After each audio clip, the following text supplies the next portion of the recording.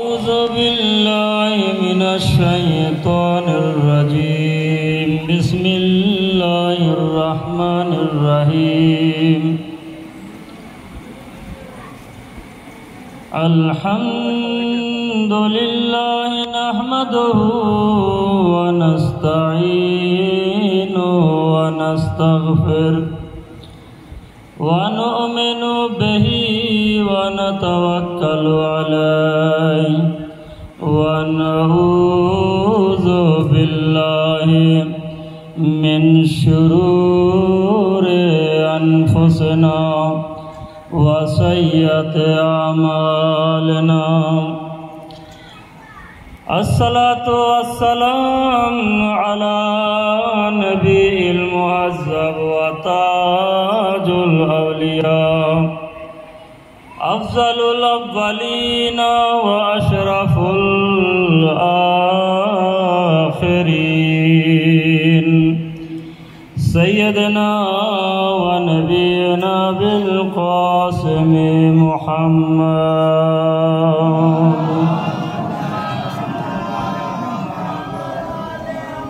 الصلاة والسلام على أهل بيت الطيبين الطاهرين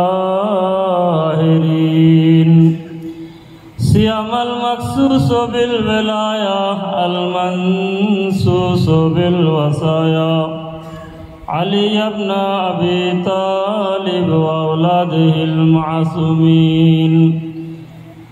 أما بعد فقد قال الله تعالى في القرآن المجيد والفرقان الحميد. بسم الله الرحمن الرحيم.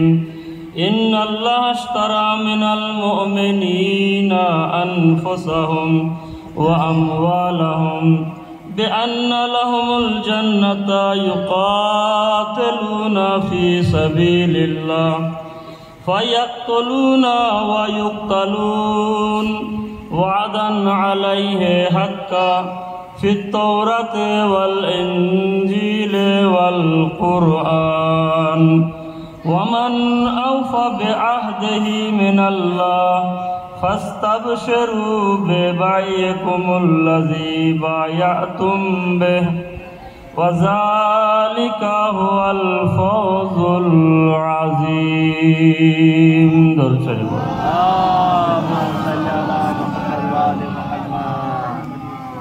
কোরআনে মাজিদের সূরা তওবা 11তম আয়াত আপনাদের সামনে আমি তেলাওয়াত করার সৌভাগ্য লাভ করেছি।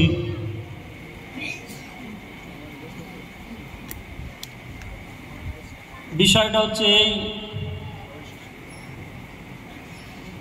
ছোট্ট একটি ঘটনা হোক, চুটকি হোক, উপমা হোক, এর মাধ্যমে শুরু করি, তারপর ইনশাল্লাহ আয়াতের দিকে ফিরব। এবং যেহেতু শেষ মজলিস হচ্ছে, আমার আদাদার ভাইরা যারা এদিক ওদিকে আছেন কমসে কম মজলিসে এসে বসুন, হকটা আদায় করে দেন। বেশি কিছু বলার প্রয়োজনও পড়ে না, যত বেশি বলবো হয়তো ভুলও হতে পারে, তো কমসে কম মজলিসটা শুনে হকটা আদায় করে দেন এবং আসলে যে কতটা লাভ নিশ্চয়ই বুঝতে পারবেন। এখন কথা হচ্ছে এই যে আগের জামানায় গাধার উপরে আসবাব মালপত্র নিয়ে ব্যবসা বাণিজ্যের জন্য বার হয়ে যেত।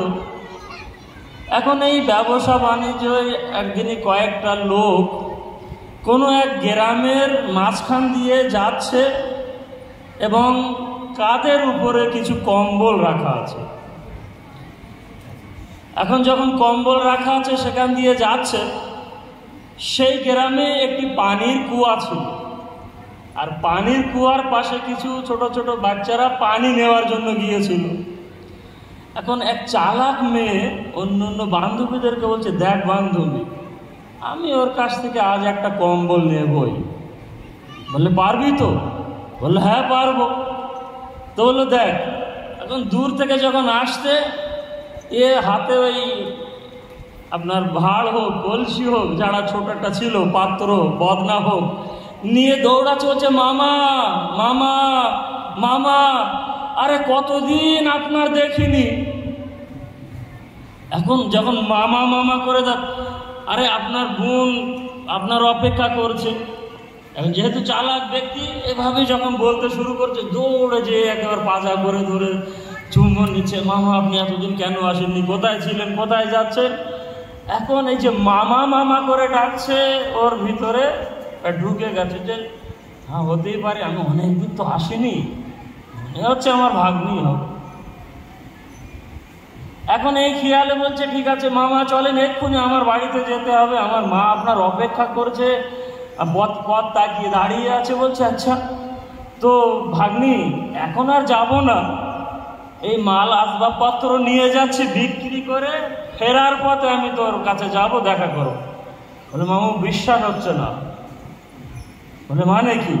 বলে কি করে বিশ্বাস করব, আপনি কোনো একটা নিশানা চিহ্ন দিয়ে যান, আমি বাড়িতে যেয়ে আমি আমার মাকে দেখাবো, আপনার বোনকে দেখাবো, দেখলে বিশ্বাস করবে। এখন মামা দেখছে যে সত্যি আমি এখন মামা, এবং বিশ্বাসই করতে পারছে না, কিন্তু বিশ্বাস এমনভাবে করাচ্ছে। তো কান থেকে একটা কম্বল নিয়ে সে বাচ্চার হাতে দিয়ে বললে এনে আমার তরফ থেকে এটা নিশানা চিহ্ন আলামত, বাড়িতে যেয়ে বলবি তোর মাকে যে হ্যাঁ আপনার ভাই এই চিহ্ন হিসেবে দিয়ে গেছে। এখন কম্বলটা নিয়ে সোজা দৌড়ে আসবে এদিকে বান্ধবীদের কাছে, আর ওরা চলে গেল ব্যবসার জন্য রাস্তা ধরল। এই কম্বলটা নিয়ে তো বাড়ি চলে গেল। বন্ধুদের বলছে দেখলি আমি বললাম না একটা কম্বল আজ নেবই। এখন কম্বল নিয়ে চলে গেল। যখন সন্ধ্যার সময় বাজারে সব কিছু বিক্রি করার পরে এই গ্রাম দিয়ে যাচ্ছে, তখন সেই মামাজি এসে পাড়ার লোকজনদেরকে জিজ্ঞাসা করছে আমার সে ভাগ্নির বাড়ি কোথায়। এবারে বলেন ভাগ্নির বাড়ি আর পাবে? আমার এখন গ্রামের লোকজন সবাই এসে বলছে যে ভাগ্নি ঠিকানা কোথায়, নাম কি? তো বললো কই নাম টাম তো কিছু জানি না। তো বললো নাম জানো না, তো যাওয়ার সময় কমসে কম ঠিকানাটা নিয়ে নিতে। এখন যখন বলছে যে কিছু যখন জানি না, তো বললো যখন জানো না তাহলে যাও, তোমার যা যাওয়ার চলে গেছে।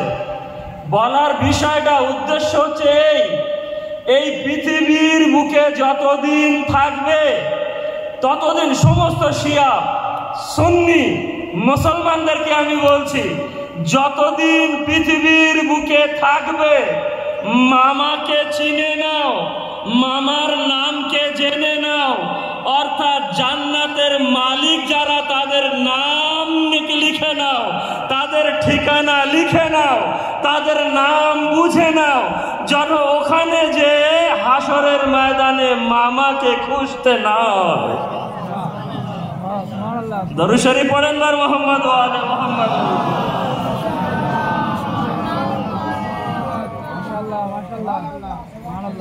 আসেন আয়াতের দিকে ফিরে যায়। এই হচ্ছে বিষয়, সামনে এসে গেল ইন্নাল্লাহা আশতারা মিনাল মুমিনিনা আনফুসাহুম, অবশ্যই আল্লাহ তাআলা কিনে নেয় মুমিনদের কাছ থেকে। মাফহুম মতলব আপনাদের কাছে খুব সহজে, আল্লাহ তাআলা মুমিনদের কাছ থেকে কেনে। কি কেনে? আনফুসাহুম, তাদের আত্মাকে, তাদের জানকে, তাদের রূহকে কিনে নেয়। ওয়া আমওয়ালাহুম, তাদের মালকে আল্লাহ কেনে মুমিনদের কাছ থেকে। এবং বিআন্না লাহুমুল জান্নাত, খুব কিনে যখন নিচ্ছে তো তার পরিবর্তে তো কিছু দিতে হবে, স্বাভাবিক। আমি কিনছি তো কিছু দেবে না, সেটাও আয়াতে বলে দিচ্ছে। দেখেন বিআন্না লাহুমুল জান্নাতা, তার পরিবর্তে আমি তাদেরকে জান্নাত দান করব। ইউকাতিলুনা ফি সাবিলিল্লাহ, যারা আল্লাহর রাস্তায় জিহাদ করে। কারা? মুমিনদের গুণ বলছে, যারা আল্লাহর রাস্তায় জিহাদ করে। ফায়াকতুলুনা ওয়া ইউকতালুন, যারা নিজেরাই অন্যদেরকে হত্যা করে, আবার নিজেরাও আল্লাহর রাস্তায় মারাও যায়, অর্থাৎ অন্যদেরকে হত্যা করে আবার নিজেরাও শহীদ হয়। দরুদ শরীফ পড়েন বার মুহাম্মদ ওয়া আলি মুহাম্মদ। ওয়াদান আলাইহি হাক্কান, আর আল্লাহর তরফ থেকে হক ওয়াদা। নিশ্চয় আল্লাহ যখন ওয়াদা করেছে, ওয়াদা খেলাফি আল্লাহ আর করবে না। ফির তৌরাতে, আর এই ওয়াদা আল্লাহ তৌরাত পুস্তকও আল্লাহ দিয়েছিল। ওয়াল ইনজিলে, আল্লাহ ইনজিলেও এই ওয়াদা দিয়েছিল। ওয়াল কোরআনে, এবং আল্লাহ কোরআনে মাজিদের ভিতরেও এই ওয়াদা দিয়েছে। ওমান আওফা বিআহদি মিন্না মিনাল্লাহ, আর আল্লাহর চেয়ে ওয়াদা পূরণ করার মতন অন্য কেউ নেই। ফাস্তাবশিরু বিবাইয়াকুম, এ আমার হাবিব, যারা আমার সঙ্গে এই লেনদেনটা করছে তাদেরকে সুখবর দিয়ে দাও। ওয়াযালিকা ফাহুয়াল ফাওজুল আযীম, আর এটাই হচ্ছে বিশাল বড় এক নেজাতের রাস্তা, কামিয়াবি। দরুদ শরীফ পড়েন বার মুহাম্মদ ওয়া আলি মুহাম্মদ। যাই হোক ভাই, ঘাবড়াবেন না, হয়তো আয়াতটা একটু বড়, আর আয়াতের সম্পূর্ণ ব্যাখ্যা আমি দেবও না, কেননা সম্পূর্ণ ব্যাখ্যা দিলে অনেকটা সময় লেগে যাবে। ছোট্ট ছোট্ট করে কয়েকটি কথা আপনাদের সামনে। নিশ্চয় আয়াতের মফহুম বুঝতে পেরেছেন।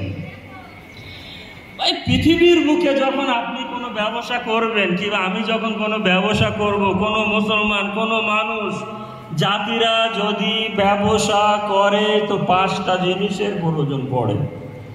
আর এই 5টি জিনিস যদি সেই তার উপরে ভিত্তি করে ব্যবসা করে, তাহলে মনে করবেন সেই ব্যবসা লাভ থাকবে, লাভবান হবে সেই ব্যবসায়, না হলে ক্ষতি হয়ে যাবে, কম হবে, সেভাবে লাভ হবে না, এবং বিপদে আপদেও পড়বে। সেই 5টি জিনিসকে যারা ব্যবসা করে তারা তো খুব ভালোভাবে জানে, বুঝতেও পারবে। দেখেন, এক, খরিদ্দার। আয়াতের ভিতরে কিন্তু সব আছে। খরিদ্দার, কেউ একজন কেনে। এখানে কে কিনছে ভাই? এবার তো সঙ্গে দিতে হবে আমার। এখানে কিনছে কে? যদি আয়াতের মফহুম মতলব আপনারা বুঝতে পারেন, উত্তর দিতে পারবেন, না তো পারবেন না। আর আমি এতক্ষণ দেখছি যে উত্তর যখন দিচ্ছেন না, মফহুম মতলব হয়তো আপনাদের কাছে স্পষ্ট হয়নি, এই কারণে এটা তুলে ধরছি। উত্তর দেবেন, দিলে অসুবিধে নেই, ভুল হতেই পারে। আল্লাহ এখানে কিনছে, আল্লাহ বিক্রি করছে কে? মুমিনিন বিক্রি করছে। 2, 3 নম্বর, যে জিনিসটা এখানে বিক্রি হচ্ছে সেই জিনিসটা কি? 2টো জিনিস আমি বলেছি। যে আসবাবপত্রটা বিক্রি হচ্ছে, মাল, এই মালটা কি? বেগুন, পটল, মূলো, আলু, কলা, পুচ্ছে নাকি? আমি বলেছি 2টো জিনিস। আত্মা, এখানে হাত দিয়ে বলেছিলাম, আত্মা বিক্রি হচ্ছে। 2 নম্বর মাল। তাহলে বিক্রি, একজন কিনছে, একজনা বিক্রি করছে। আল্লাহ কিনছে, মুমিনিন বিক্রি করছে। মাল, জান এবং মাল, মাল এবারে যাই হতে পারে। এবং 4 নম্বর, যখন জিনিসটা বিক্রি হচ্ছে, তাহলে এই বিক্রির পরিবর্তে আমি কি পাবো? আপনি বেগুন বিক্রি করলে টাকা পাবেন, কিন্তু এখানে যে আমি আমার নাফস বিক্রি করছি, এখানে যে আমি আমার আত্মা বিক্রি করছি, এর পরিবর্তে আমি কি পাবো? আল্লাহ তাআলা আয়াতের ভিতরে ইশারা করে দিয়েছে, লাহুল জান্নাহ, এর পরিবর্তে তুমি জান্নাত পাবে। আর প্রত্যেক মুসলমান তো এই জান্নাতের আশা করে তো বসে আছে, জান্নাত পাবে। 5ম, ভাই ব্যবসা যখন করবেন, 5ম জিনিস যেটা প্রয়োজন সেটি হচ্ছে এই যে সার্টিফিকেট। যদি এই কয়েকটা জিনিস থাকে তাহলে আপনার ব্যবসায় খুব লাভ হবে। এবার এখান তো পৃথিবীর ব্যবসায় 5টা জিনিস অবশ্যই থাকার, অর্থাৎ লেখাপড়া, লিখে নেওয়া, চুক্তিনামা। আর এই চুক্তিনামার বিষয়ে কোরআনে কিন্তু আয়াতের ভিতরে বলেছে চুক্তিনামা রেজিস্ট্রি হয়ে গেছে কোথায় কোথায়, লেখাপড়া হয়ে গেছে কোথায়। 3টে বইয়ের নাম নিয়েছি, তৌরাত, জবুরের নাম এখানে নেই, তৌরাত, ইনজিল এবং কোরআনে মাজিদ। এই কোরআন এবং তৌরাত, ইনজিল সার্টিফিকেট হিসেবে দিয়ে দিয়েছে। এবং এই 5টি জিনিস যখন দিয়ে দিয়েছে, তাহলে এই 5টি জিনিসের উপরে ভিত্তি করে আমরা আমাদের নফসকে আল্লাহর সামনে বিক্রি করতে আসব, আমরা আমাদের মালকে নিয়ে আসবো। দরুদ শরীফ পড়েন বার মুহাম্মদ ওয়া আলে মুহাম্মদ। আচ্ছা, আরো একটা জিনিস আয়াতের ভিতরে দেখেন, আয়াতটা একটুখানি ভেঙে না ভাঙলে হয়তো অতটা আমি পরিষ্কার করতে পারবো না। আয়াতে অনেক কথা আছে। আয়াতের ভিতরে আরো একটা জিনিস দেখিয়েছে, সেটা হচ্ছে এই, যেখানে এই লেনদেনটা হচ্ছে সেই জায়গার নাম কি? আটঘরার বাজার, না বাগজোলা, নাকি কেওসা রামচন্দ্রপুর? আয়াতের ভিতরে আছে। আমি আগেই বলেছি, যদি আয়াতের মাফহুম মাতলাব ভালো করে শুনে থাকেন উত্তর দিতে পারবেন, নাহলে পারবেন না। যেখানে বিক্রি হচ্ছে, লেনদেনটা হবে সে কোথায়? ময়দানে জেহাদ। সব আয়াতের ভিতরে বলেছে ময়দানে জেহাদ। এবং ময়দানে জেহাদ এমনই একটি জায়গা যে সেখানে যেতে আসলেই মানুষ ভয় করে। যার কারণেই তো দেখা গিয়েছে জানেন যে ওহদের মাঠে অনেক সাহাবী যাওয়ার পরও মুহাম্মদকে ছেড়ে ওখান থেকে পালিয়েছিল, এই ভয়েই তো জান দিতে পারবো না। যেমন হযরতে উসমান রাদিয়াল্লাহু তাআলা আনহু পালিয়েছিল উনি।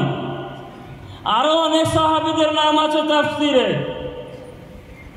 তো উনি যখন পালিয়েছিলেন, কেন ওখানে গেলে আল্লাহ বলছে আমি কিনবো, তুমি বিক্রি করবে। আমি কিনবো তোমার মালকে, তোমার জানকে। এবারে দেখছেন জানের মূল্য তো বিশাল ব্যাপার, দরকার নেই, জান বিক্রি করতে পারবো না, পালা মাঠ থেকে। দরুদ শরীফ পড়েন বার মুহাম্মদ ওয়া আলে মুহাম্মদ। এবং আল্লাহ সুখবরে দিয়েছে। এবারে আসেন খুব ছোট্ট ছোট্ট করে আরো একটা আয়াত। এই যে মুমিনদের কাছ থেকে আল্লাহ জান কিনবে, মাল কিনবে, এই মুমিন কারা? কেন এই মুমিনদের গুণ যদি না বলি, আমি হয়তো মেম্বার থেকে বলবো না আমি তো সবচেয়ে বড় মুমিন। আপনাদের ভিতর থেকে কেউ হয়তো মনে মনে ভাবছেন, কেউ হয়তো ভাবতেও পারেন হয়তো যে আমার চেয়ে মুমিন আর কেউ নই। আয়াতে যে হায়দার মাওলানা পড়ছিল ওর মিসদাক আমি। তো এর মিসদাক হওয়ার জন্য নিজের জান তো দিতে হবে। তো জান তো এখনো দিতে পারছি, তো মাল দিতে হবে। তো মাল মনে করেন আমরা আল্লাহর রাস্তায় খরচ করেছি, যেমন আজাদার। এবারে এই মুমিন তাহলে কারা হতে পারে? তাদের গুণটা দেখেন, আত-তায়েবুন, যারা গুনাহ না করলেও তওবা করতে থাকে। ইমামদের সঙ্গে মিলিয়ে নেবেন। 2 নম্বর আল-আবেদুন, যারা সর্বদা ইবাদত করে। ইমামদের সঙ্গে মিলিয়ে নেবেন মুমিন কারা। কেন বলেছি ব্যাখ্যা দিলে অনেক লম্বা হয়ে যাবে। 3 নম্বর আল-হামেদুন, যারা সর্বদা আল্লাহর প্রশংসায় মগ্ন আছে। আস-সায়েহুন, যারা দুটো মানে এখানে করেছে, হয় ওরা রোজার অবস্থায় আছে, আর না হয় তাদের চলাফেরা আসা যাওয়া মসজিদের সঙ্গে।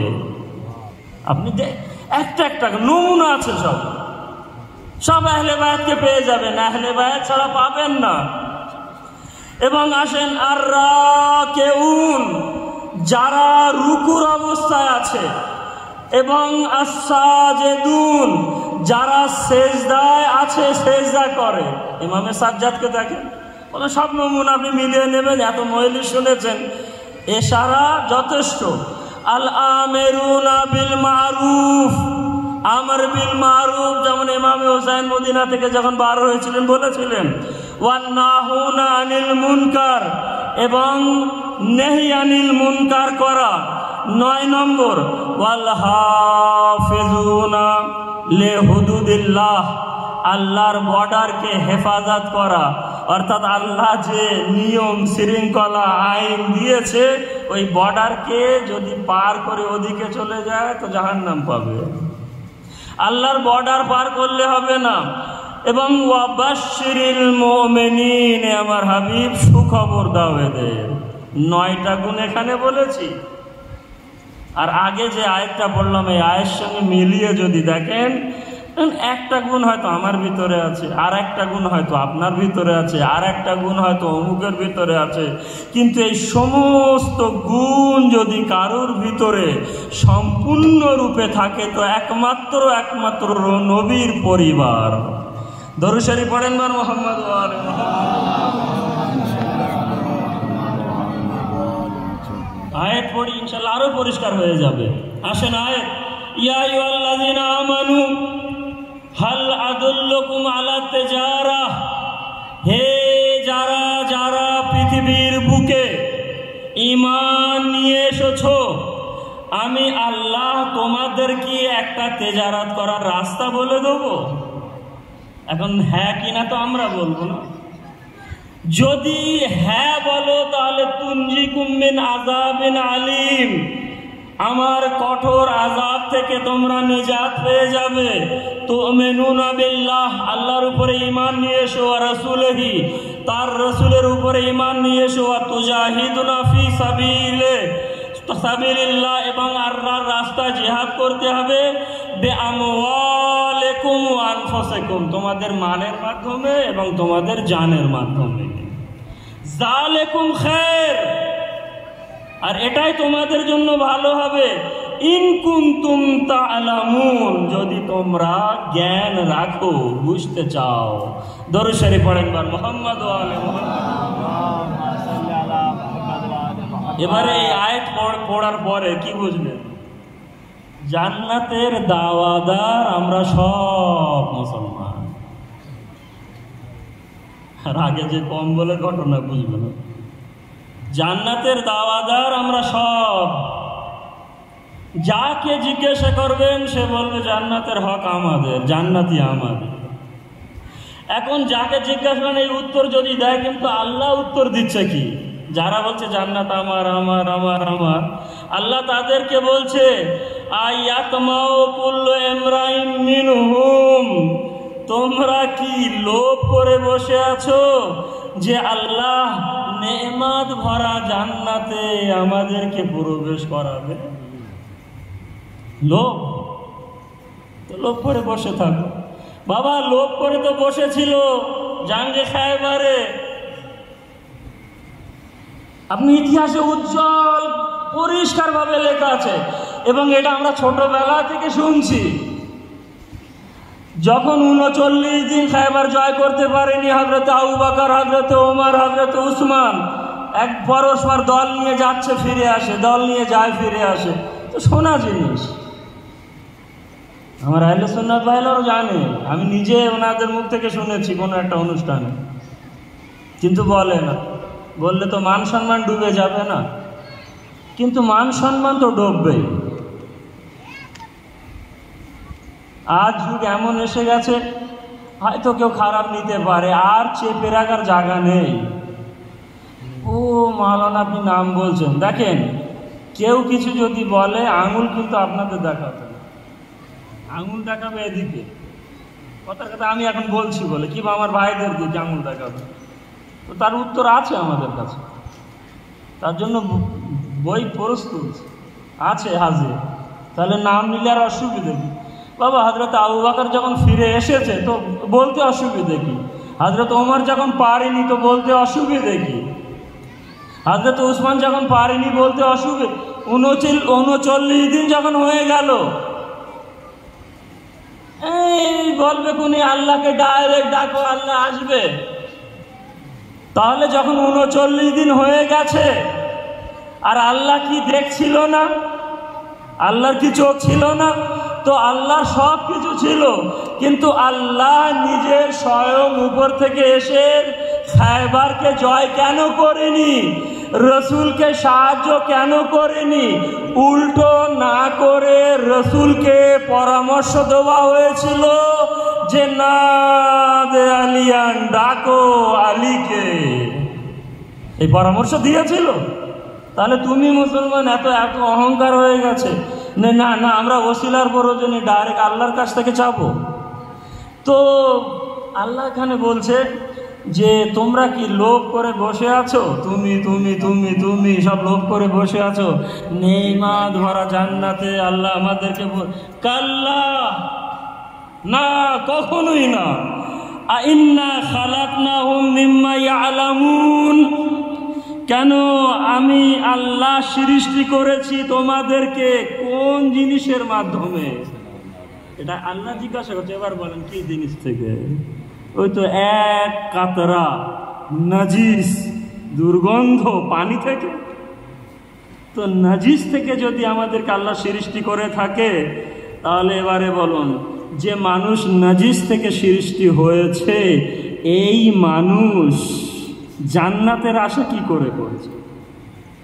কেন যে জান্নাতে একটুখানি ভুল করার পরে আদমকে বার করে দিয়েছিল, তাহলে আমরা মুসলমানেরা এত গোনা পাপ করার পরে, নাজিস পানি থেকে সৃষ্টি হওয়ার পরে জান্নাতের আশায় কিভাবে বসে আছি?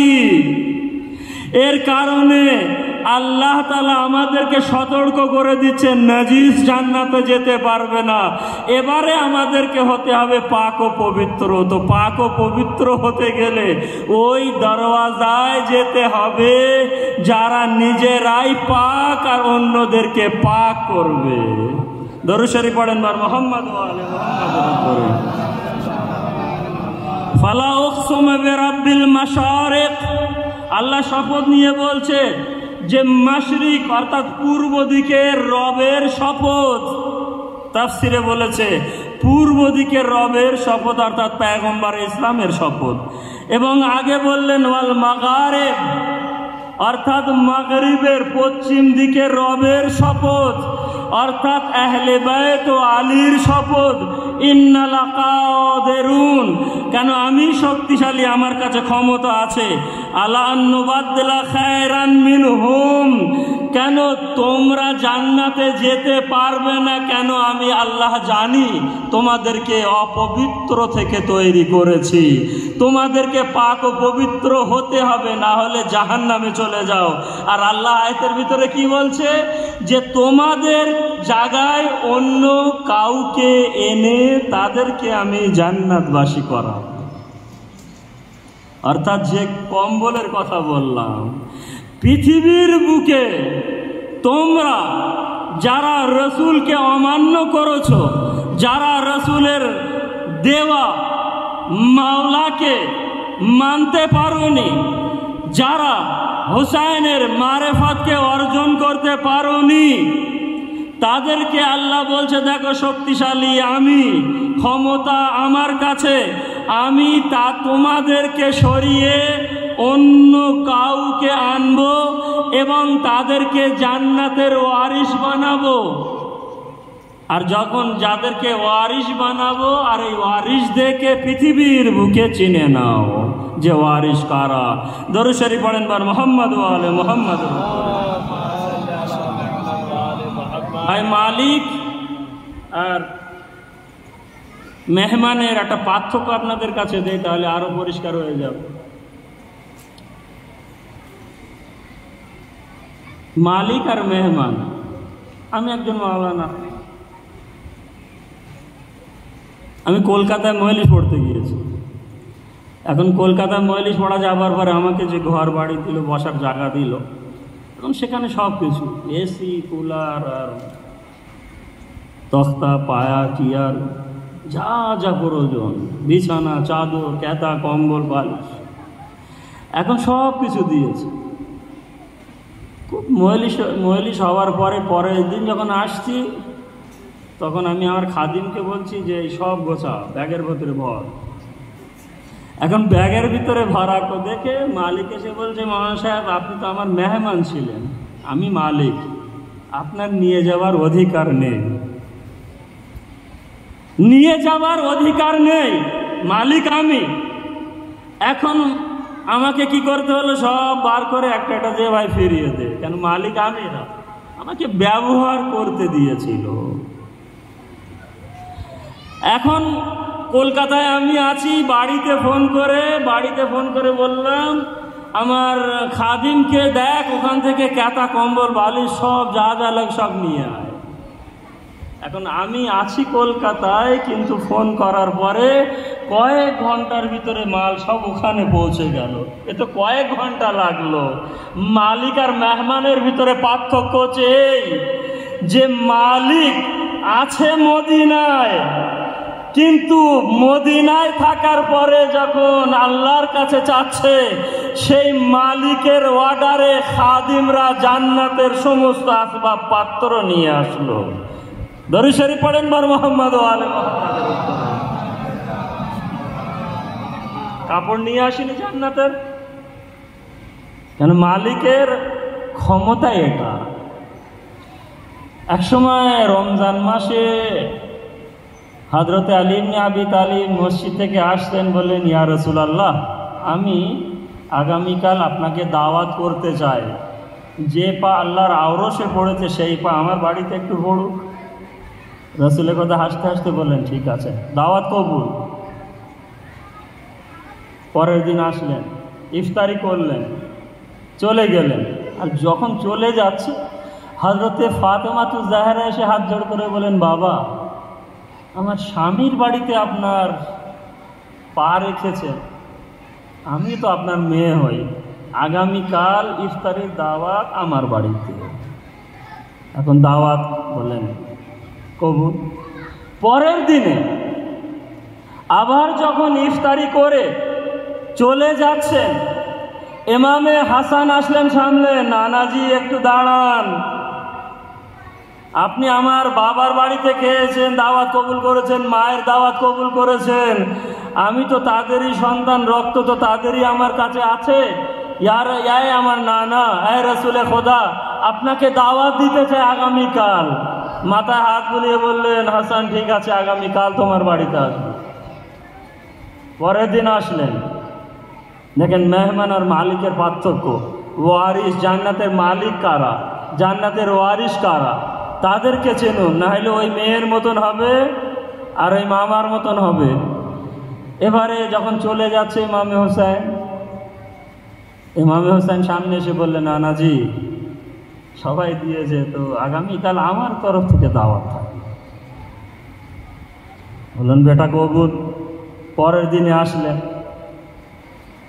এখন পরের দিনে আসার পরে ইফতারি করে যখন চলে যাচ্ছে, বাড়ি আরো একজন ছিল যার নাম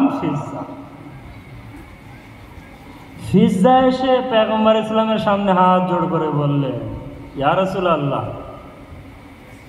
আমার মাওলা যারা তারা সকলেই আপনাকে দাওয়াত দিয়েছে, আমারও মনের ইচ্ছা যে আমিও আপনাকে একদিন দাওয়াত করব আগামীকাল। ফিজ্জার দিকে হাসতে বললেন, ফিজ্জা তোমার দাওয়াতও আমি কবুল করে নিলাম।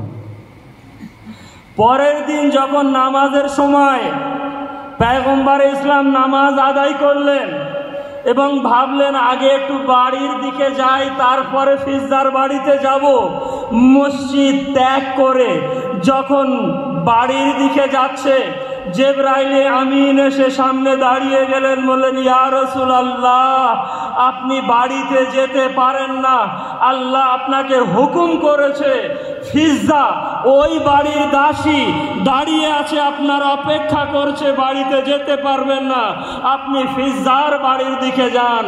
পয়গম্বর ইসলাম জিবরাইল আমিনের কথা শুনে ঘুরলেন, ফিজ্জার বাড়িতে গেলেন।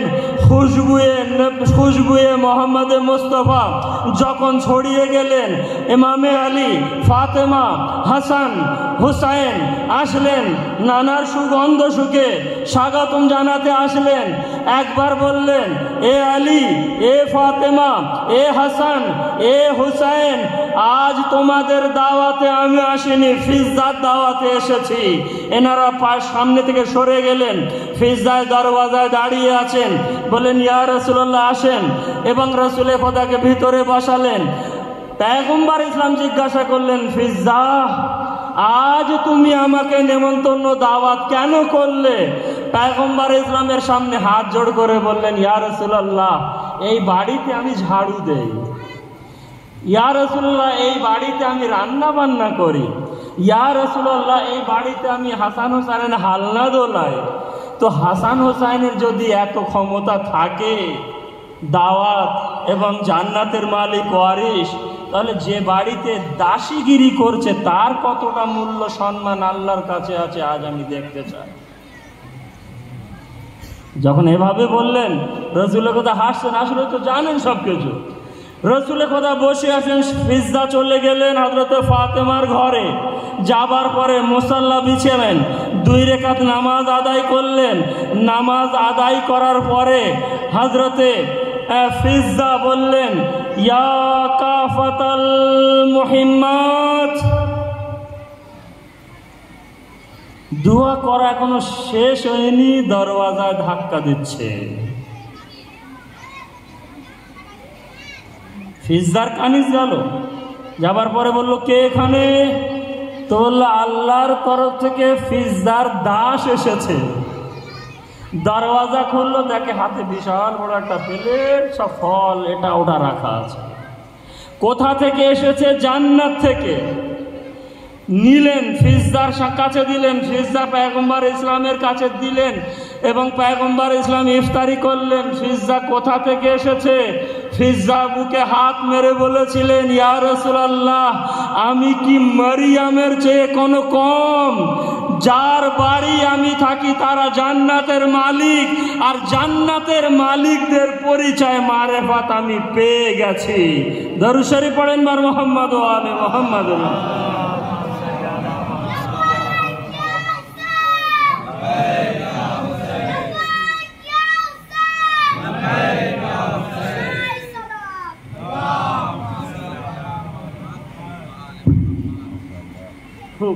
যেহেতু খুবই সংক্ষিপ্তভাবে বোঝাতে পেরেছি, যেহেতু রাফতে মাসায়েব দেওয়ার জন্য একটা ঘটনা বড় হয়তো 5-7 মিনিট 10 মিনিট লাগতে পারে, তারপর ইনশাল্লাহ মাসায়েব। হযরত আলী ইবনে আবি তালিব ওহুদে 9 জন কমান্ডারকে মেরেছিল যারা আলম তুলত। যখন এক আলমবরদার আসে, হযরত আলী তাকে হত্যা করে। 2 জন আসে, 3 জন আসে, 7 জন, 8 জন আসে, হত্যা করে দেয়। শেষ বেশ এক মহিলা যে আলম তুলেছে, হযরত আলী ইবনে আবি তালিব তলোয়ারের মাধ্যমে তাকেও 2 টুকরো করে দিল। পয়গম্বর ইসলামের কাছে যখন ফিরে আসলেন, পয়গম্বর ইসলাম হাসতে হাসতে বলেছিলেন, ইয়া আলী, আজ তুমি ইসলামের আলমকে উঁচু করেছ। আমি আল্লাহর কাছে দোয়া চাচ্ছি, আলী, আল্লাহ যেন তোমাকে এমন এক সন্তান দান করে, সেই সন্তানের নামের আলম পৃথিবীর ঘরে ঘরে পৌঁছে যায়। হয়তো বলবেন যেখানে ইমামে হোসাইনের উদ্দেশ্যে নিয়েছে, না, কিন্তু ইমামে হাসান ও ইমামে হোসাইন তো মোবাইলের দিনে রসুলের সন্তান হয়ে গিয়েছিল। এখানে হযরত আব্বাসের কথা বলেছে এক সন্তানের জন্য, অর্থাৎ রসুলেরও দোয়া হযরত আব্বাস। আর এখানে কারবালায় হযরতে আব্বাস আলমবরদার হবার সত্ত্বেও 13 বছরের কাসিম ইয়েজিদের এক আলমবরদারকে হত্যা করেছিল। পার্থক্য দেখেন, এই আলী, তুমি যখন ওদের হত্যা করেছিলে তখন ঘোড়ার উপরে ছিলে, আর 13 বছরের কাসিম যখন একে হত্যা করেছে দাঁড়িয়েছিল মাটির উপর। কার রক্ত আছে এর ভিতরে? ইমামে হাসানের।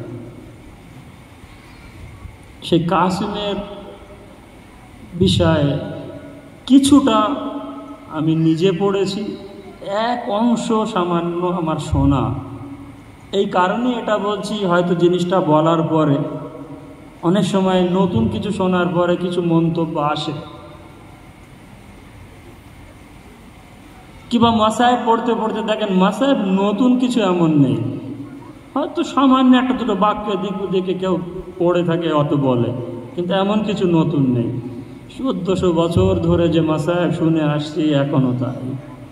এটাই তো হচ্ছে মুজিজা। আজারবাইজানের নাম শুনেছেন তো? সেই সময় রুশের অংশ ছিল, এখন একটা দেশ হয়ে গেছে। আজারবাইজান এক রাজা জীবন যাপন করত সেই সময়। এর একটাই সন্তান ছিল, মানে ছেলে সন্তান একটা, কোনো কারণে মারা গেল। এখন যেদিন মারা গেল, দরবারি ওলামাদেরকে ডেকে বলে, সারা জীবন তো আমার খেয়ে খেয়ে খেয়ে খেয়ে ভুঁড়ি লাগিয়েছিস, আমার সর্বনাশ করেছিস, আমার ছেলে মারা গেছে, হয় জীবিত করবি, না হলে তোদের একটা একটা করে আমি নেব। বলো, বাবা আমরা কোথা থেকে জীবিত করব, আমাদের ভিতরে কোথায়? বললো, ব্যাস হয় আমার সন্তানকে জীবিত কর, না হলে ব্যাস। এখন মৌলবি দরবারি মাওলানা সব নামাজের পার্টিতে দাঁড়িয়ে গেছে, বড় বড় টুপিওয়ালা লম্বা দাড়িওয়ালা, এটা ওটা বড় পাঞ্জাবি দাঁড়িয়ে গেছে। জান্নাতের ওয়ারিসকে বোঝাচ্ছি, দেখেন সবাই দাঁড়িয়ে গেছে, নামাজ পড়ছে, এটা ওটা, জীবিতই হয় না। এখন যান না, একদিকে যান বাঁচাতে হবে, এখন কি করা যাবে? রাজার মন্ত্রী এসে বলছে, রাজা ওই বেচারাদেরকে মেরে কি করবো, তোমার লাভ কি, এদের কি ক্ষমতা আছে? বলো, তাহলে কি করব, আমার একটাই সন্তান। বললো, একটা উপায় আছে। হিজরি 45। বললেন, উপায়টা কি? বলল, একজন মদিনায় জীবন যাপন করত, যার নাম মোহাম্মদ।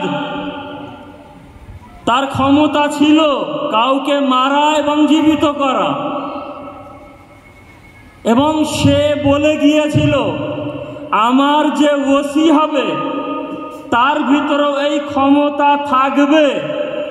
আর তার ওসি আলী আসার পরে বলেছিল, ইমাম হতেই পারে না ওই ব্যক্তি যে কাউকে জীবিত না করতে পারে আর কাউকে না মারতে পারে।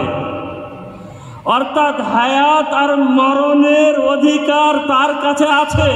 যদি এমন কেউ থাকে তাহলে সে ইমাম হতে পারবে, আর না হলে ইমাম হতে পারবে না। সেও এই পৃথিবীর বুকে নেই, কিন্তু তার একজন ওসি হাসান পৃথিবীর বুকে আছে। আজ সে যদি সত্যি আলীর ওসি হয়ে থাকে, এই ক্ষমতা তার ভিতরেও আছে। বলল, 2 দিন সময় দিচ্ছি। এসব আর ছিল না, জাহাজ টাহাজের কোনো ব্যাপার ছিল, কি করা যাবে এবারে? বললো, দেখ চিন্তা ভাবনা করিস না, হয় তুই আমার জীবিত করবি, 2 দিনের ভিতরে আনবি হাসানকে, আর না হলে তোকে গর্দান দেবো। বললেন, এরকম মুহূর্তে কি হতে পারে? এখন বললো, তো বলে ফেসে গেছে, কিন্তু আকীদা বিশ্বাস আছে। নামাজের পার্টি বিষয় ঘরের ভিতরে 2 রাকাত নামাজ পড়লো, ইয়া কাজিয়াল হাজাত। এখন এই বাক্যটা বলতে পারেনি, দেখে পিছন থেকে কেউ এসে পায়ের ধাক্কা দিয়ে বলছে, কুম বেইজনি, ওঠ আমার হুকুমে। আর যেই এই কথা বললো, মাথা উঁচু করে বলল, আপনি কে? বললো, এখন কাকে ডাকছিলি? বললো, আল্লাহকে। বললো, আল্লাহ তো আর মাটিতে আসবে না, আল্লাহর নিচে আসবে না, ডাকবি আল্লাহকে, কিন্তু আসবো আমরা। দরুদ শরীফ পড়েন বার মুহাম্মদ ওয়া আলে মুহাম্মাদের উপর। ডাকবি আল্লাহকে, কিন্তু আসবো আমরা আহলে বাইত। যখন এই কথা বললেন, এই হাসান আপনি যখন এসেই গেছেন চলেন। এখন সামনে যাওয়ার পরে বললেন এই ইমামে হাসানকে নিয়ে এসেছি। যেই বাদশাহ বললেন আপনি যদি ইমামে হাসান হন তাহলে আপনি আপনার ক্ষমতা দেখান। ইমামে হাসান সেই লাশের পাশে গেল, সেই সন্তানের সেই ছেলের পাশে গেল এবং এই পা দিয়ে নউজুবিল্লাহ বেলাশবি এভাবে পা মারলেন সেই লাশে। আর যেই পা মারলেন সেই ব্যক্তি উঠে দাঁড়িয়ে সালাম করলেন হাসানকে, আর হাসানকে সালাম করে বললেন আল্লাহ জানে রেসালাতের দায়িত্ব, ইমামাতের দায়িত্ব কাকে দিতে হয়। দরুদ শরীফ পড়েন বার মুহাম্মদ ওয়া আলে মুহাম্মাদের উপর। ইমামে হাসান যখন চলে যাচ্ছেন তখন আওয়াজ আসলো রাজার, দয়া করে একটু দাঁড়াবেন, আপনি যা করেছেন দেওয়ার পরিবর্তে কিছু নেই, কিন্তু আপনি যদি অনুমতি দেন, রাজি হন, তাহলে আমার একটা কন্যা আছে যার নাম রামলা।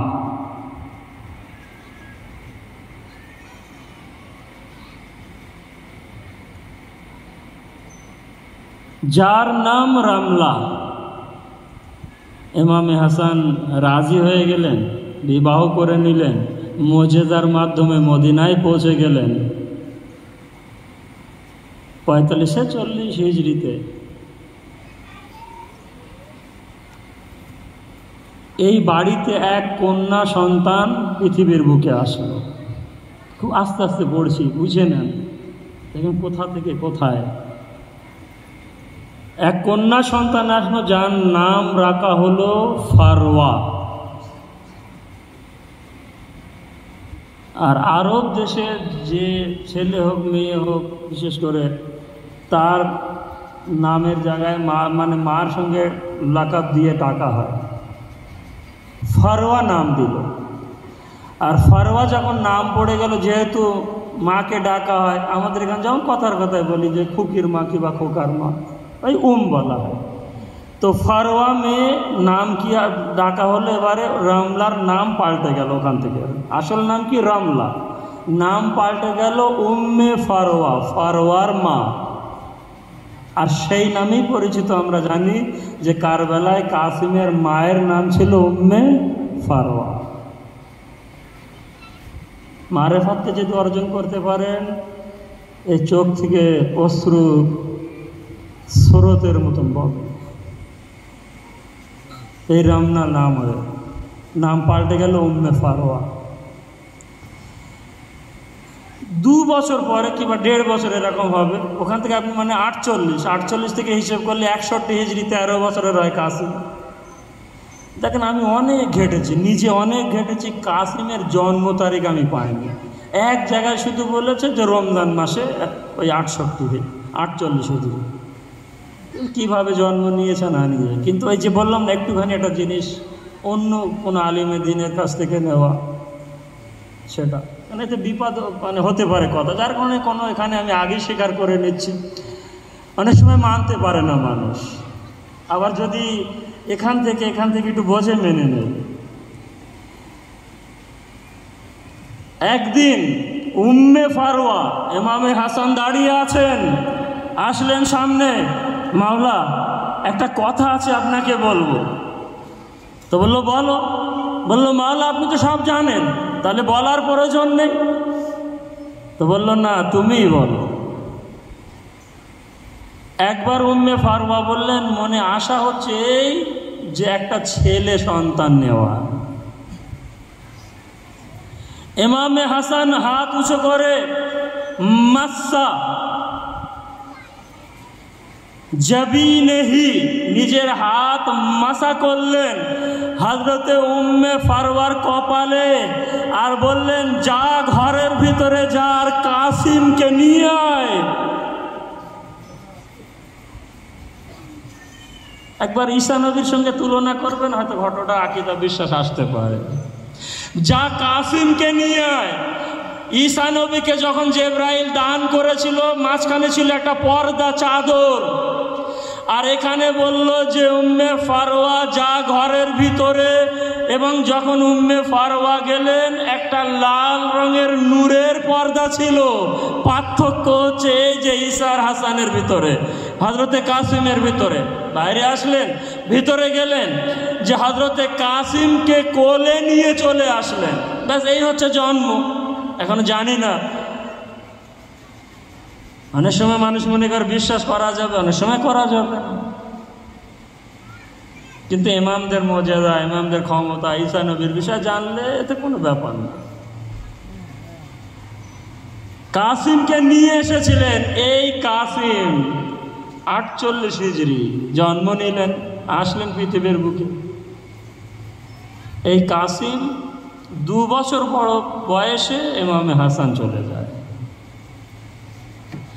আর ইমামে হাসান যখন চলে যায়, যাবার আগে শুনেছেন একটা তাবিজ, একটা কাগজ বেঁধে দিয়ে চলে যায়। এবারে যখন ইমামে হাসান চলে যায়, সম্পর্ক কার সঙ্গে থাকে?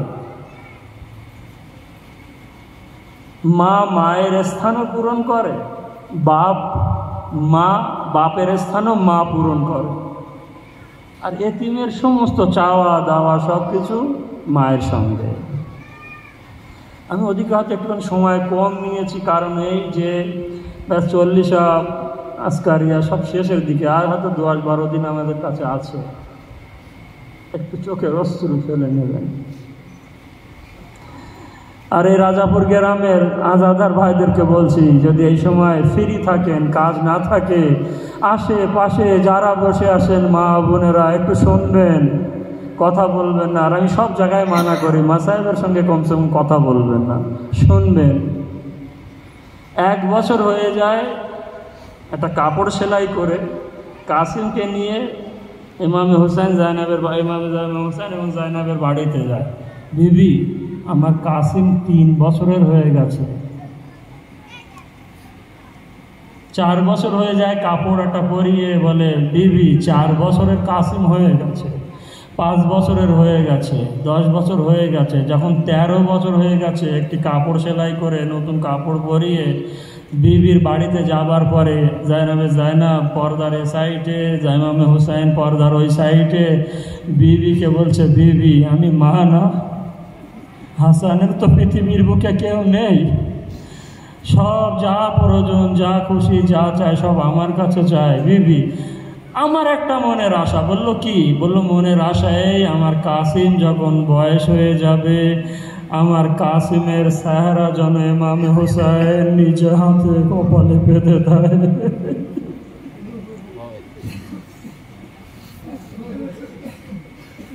জানেন পর্দার আড়াল থেকে আপনার মাওলা কি বলেছিল?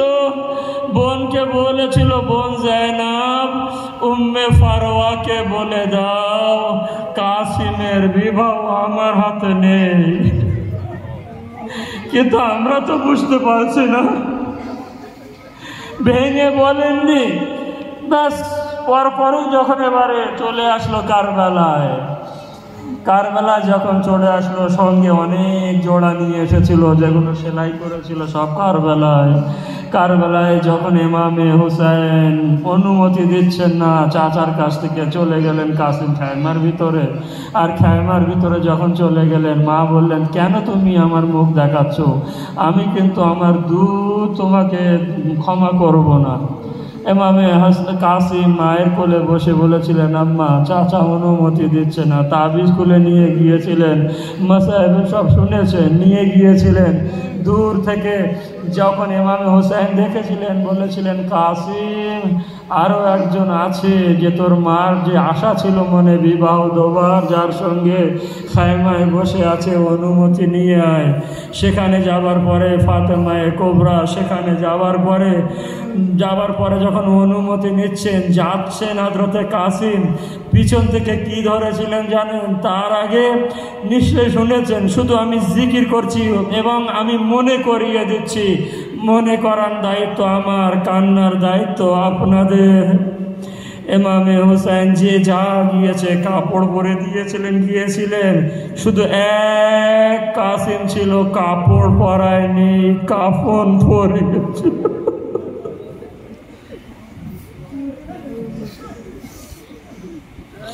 এই কাফন নিয়ে কাফন পরে যখন খায়মার ভিতর থেকে আসছিল, পিছন থেকে সেই কাফন ধরে বলল, কাসিম আর জীবনে কি দেখা হবে না? কাসিম বলেছিল, হাসরে দেখা হবে। একবার বলল, তাহলে আমি ওখানে তোমাকে চিনব কি করে?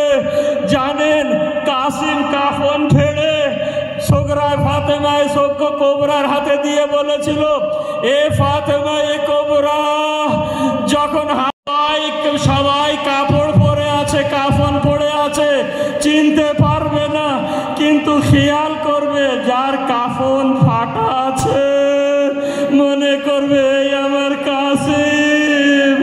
অনুমতি নিলেন, রনে চলে গেলেন। যখন রনে চলে গেলেন, ঘোড়া থেকে নিচে এসেছিলেন, বেসায়েব এখান থেকে শুরু। যদি এতক্ষণ না কেঁদে থাকেন, এবারে হযরতে কাসিমের মা উম্মে ফারওয়াকে, জাইনাবকে, ফাতেমাকে সান্ত্বনা দেবেন। একবার যখন চলে গেলেন, ঘোড়া থেকে কাসিম পড়ছে, আমার মা বোনদের জন্য এই ছোট্ট কথাটা হাদিয়া করছি। আমার মা বোনেরা অনেক আসে, কিন্তু আমি দেখেছি হয়তো ছেলেদের চেয়ে মা বোনেরা আসে। এই বাক্যটা নিয়ে চলে যাবে, বাড়িতে যাবার পরে মনে করবে, মা বোনেরা ভালো করে বুঝবে, যখন ইয়েতিম হয়ে যায় কোনো বাচ্চা, যার পানির প্রয়োজন পড়লে মাকে ডাকে না, খাওয়ার প্রয়োজন পড়লে মাকে ডাকে না, আরে কাপড়ের প্রয়োজন পড়লে মাকে ডাকে না, আরে যা প্রয়োজন পড়ে মাকে ডাকে। যদি পড়ে যায় বলে আম্মা পড়ে গেছি, যদি ওঠে বলে আম্মা হাত ধরো। কাসিম যখন ঘোড়া থেকে পড়লো, অন্য শহীদরা আগে ইমামে হুসাইনকে ডেকেছে, কিন্তু আপনার 13 বছরের কাসিম যখন পড়ে যাচ্ছে, খায়মার দিকে শুধু ফিরে বলেছিল, আম্মা আমি পড়ে গেছি, আম্মা আমি পড়ে গেছি, আম্মা আমি পড়ে গেছি। জানেন, আমি আগে বললাম আপনারা সামনে আছেন, তারা পর্দার আড়ালে আছে। আমার আওয়াজ যদি সবাই শুনবেন,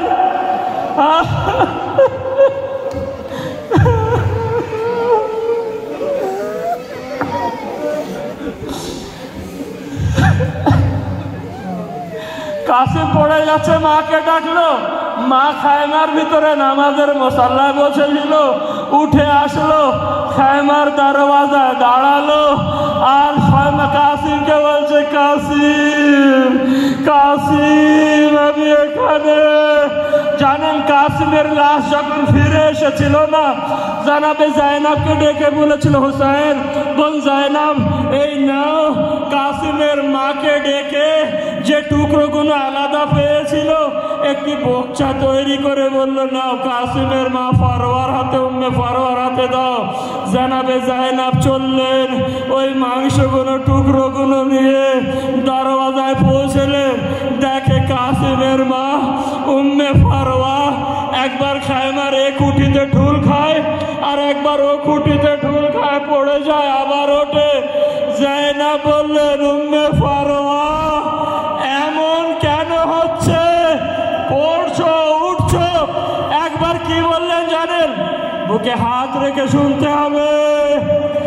একবার বললেন বিবি জাইনাবকে, বিবি আমার কেতিম কাসিম আমাকে যখন মা বলে ডেকেছিল, আম্মা পড়ে গেছি, আমার চোখের দৃষ্টি হারা হয়ে গেছি।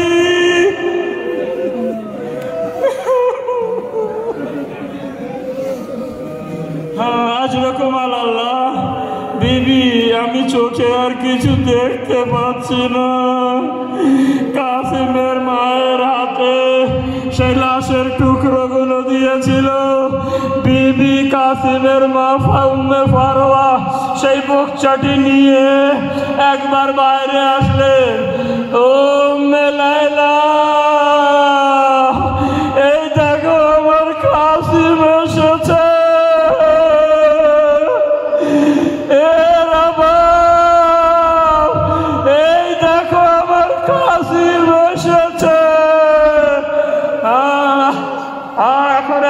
মিনিট আছে, আমি এখনো বলছি, এই ভেবে কাঁদেন যে এখন বেঁচে আছি, এই ভাববেন না আগামী বছর বেঁচে থাকবো তাই আবার কাঁদবো।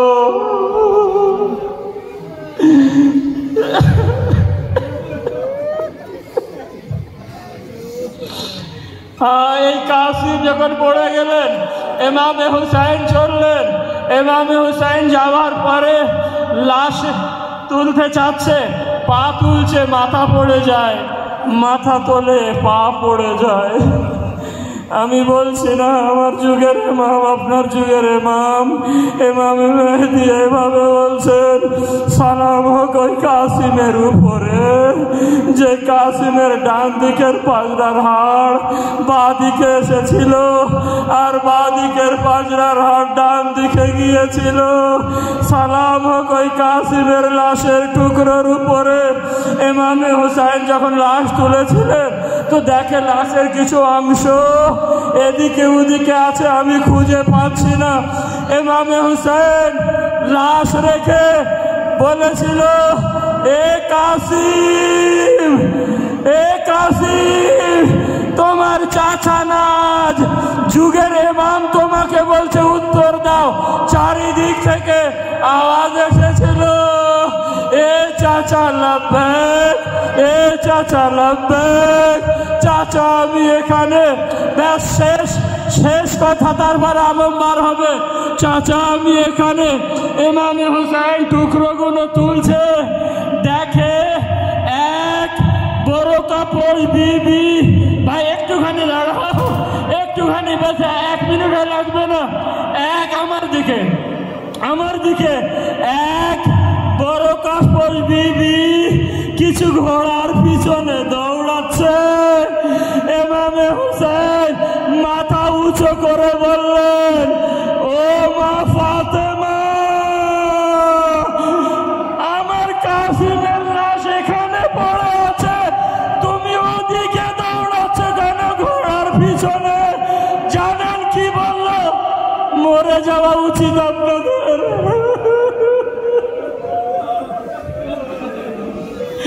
কাঁদতে কাঁদতে মরে যাওয়া উচিত। মা